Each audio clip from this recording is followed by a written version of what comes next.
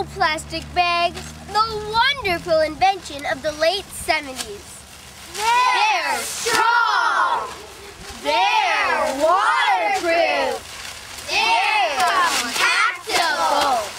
And they're light! And they're also dirt cheap! Most importantly, they're invincible! What happens to all those plastic bags 40 years later? Did you know on Earth we use about 1 trillion bags a year? Wow! Look at all those zeros! In the Cowichan Valley, we use about 1 million bags a year. So what happens to all those plastic bags? In North America and Europe, most of the bags end up in the landfill. Many developing countries like Myanmar don't have recycling. They don't even have garbage pickup. So where does all the plastic go? Well, the people take their plastic bags to the edge of the river, and when the river floods, guess where the plastic goes?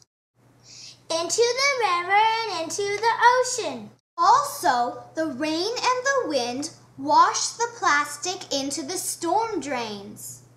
Take a look at this drain in Cuba. It looks rather plugged with plastic. I wonder how the water drains when it is filled with plastic. Actually, it doesn't drain. It just backs up and causes flooding. That's why Bangladesh and Rwanda ban plastic bags. You mean to say their country is more forward-thinking than ours? Looks like it, doesn't it? Uh-huh.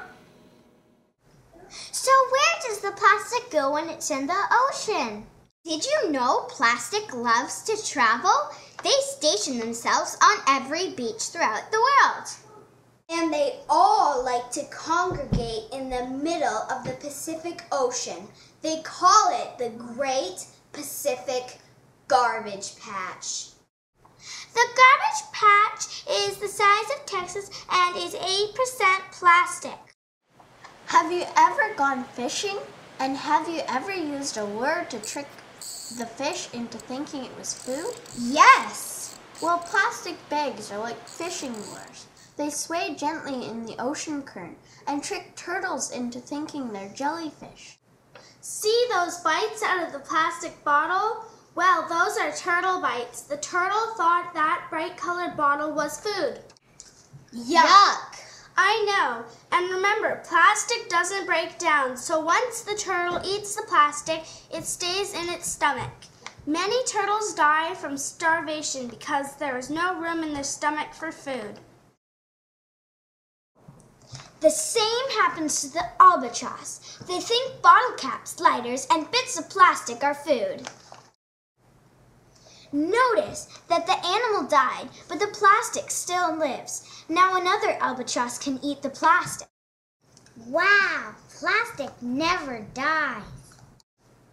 This poor whale died because it ingested 2 pounds of plastic. Notice the plastic knife in its gut? Do you think it really wanted to eat a knife? That's just a few of the problems in the ocean. The problem is just as bad on land. The animals smell the food on the plastic bag, and instead of eating just the food, they eat the plastic as well. Here you see a cow eating a plastic bag, and an iguana in Mexico eating a plastic bag. Guess what the lion's eating? A plastic bag! Look at this starving dog in Myanmar. All it can find to eat is some food on a plastic bag, and to get the food it has to eat the plastic bag. See how many animals eat plastic bags but don't mean to? What do you think is going to happen to them if they continue to eat plastic? Their stomachs will fill up with plastic and then they'll die. That's correct. More victims to the invincible plastic bags. Plastic kills innocent animals, destroys the ocean. and clutters the land. Plastic bags may be strong, light, compactable, and useful, but they are certainly not dirt cheap. The cost of the wildlife, ocean, people, rivers, and our planet are very expensive. We need to say no to the plastic bags. No.